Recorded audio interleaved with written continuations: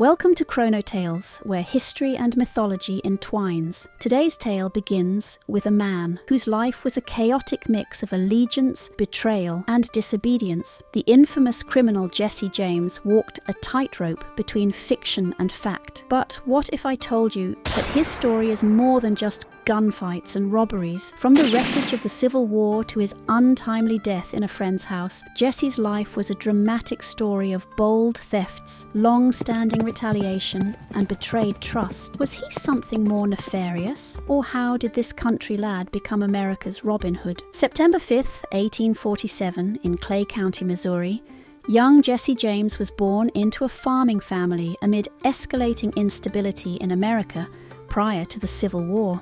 Jesse's mother, Zerelda, took care of the family after his father, Robert James, a Baptist preacher, died when he was still a young boy. By the time Jesse reached 15, Missouri was split between Union and Confederate forces due to the outbreak of the Civil War. For Jesse, this battle was intensely personal and went beyond simply being a fight. Missouri was a hotbed of guerrilla warfare during the Civil War, with families often split between Union and Confederate loyalties. Frank, Jesse's older brother, joined the brutally effective pro-Confederate insurgents under William Quantrill. Jesse immediately joined Bloody Bill Anderson's guerrilla squad after being inspired by his brother. Union soldiers and their allies were killed in their ferocious and swift strikes. This traumatic occurrence helped to mold Jesse into the person he would become. Jesse James's time with Anderson's guerrillas was marked by an infamous raid on Centralia, where they executed 24 unarmed Union soldiers. The Civil War ended in 1865, but Jesse's struggle was far from over. Tensions were high in Missouri during the Reconstruction era, especially among Confederate supporters. The James brothers continued their robberies and fighting against Union forces after joining a gang under the leadership of Archie Clement. On February 13, 1866, in Liberty, Missouri, the gang committed their first well-known bank heist. They stole $60,000, a substantial amount for the time, and sadly killed an innocent bystander, which infuriated the populace. But Jesse became known as a folk hero thanks to his dramatic persona. Stories began circulating that he only targeted Union banks, railroads, and wealthy elites, painting him as a modern-day Robin Hood. In truth, Jesse James robbed whoever could provide the greatest payoff. His reputation as a Robin Hood figure was largely fabricated by Confederate sympathizers and dime novelists. The infamous James Younger Gang, founded by Jesse and Frank James in the 1870s, caused chaos throughout the Midwest. Train robbery was their trademark offense. They stole $3,000 from the safe after derailing a train close to Adair, Iowa, in July 1873. Jesse even apologized to passengers for the inconvenience, demonstrating his calm temperament, according to witnesses. But the Pinkerton Detective Agency noticed their rising stardom and was out to destroy them. When the Pinkertons overran the James family farm in 1875, Jesse's mother Zerelda was hurt and his half-brother Archie was killed. Jesse became even more notorious as a result of this vicious encounter, which stoked his need for vengeance.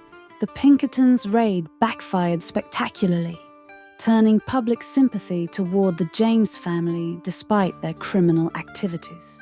A disastrous raid in September 1876 was the beginning of Jesse's problems. The residents of Northfield, Minnesota, fiercely resisted the gang's attempt to rob the First National Bank. The group ran in all directions after two of them were slain. Frank and Jesse barely escaped with their lives intact.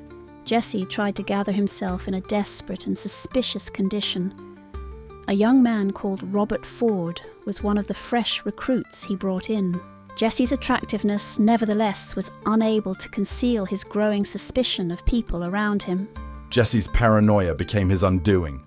He surrounded himself with inexperienced and unreliable recruits. Jesse James was at his St. Joseph, Missouri home on April 3, 1882, adjusting a portrait on the wall. He had no idea that one of his trusted friends, Robert Ford, was standing behind him, revolver in hand. Jesse was killed by a single shot that went off. The infamous outlaw, who had escaped several threats, was betrayed and ultimately met his demise rather than in a valiant battle. By doing this, Ford hoped to become famous and wealthy, but instead he was shunned. Jesse became much more legendary after his death. While the truth of his deeds progressively faded into mythology, he was hailed in songs, stories, and even cheesy books as a rebel resisting a changing world. The Ballad of Jesse James helped enshrine his legacy, casting him as a tragic hero rather than a criminal. And there you have it, the life of the infamous American outlaw, Jesse James. Thank you for joining me for this journey through history and mythology. If you made it this far and enjoyed this video, don't forget to give it a like. I'd love to hear your thoughts. What's your favourite movie or book on the outlaws of America's Wild West? Let me know in the comments below.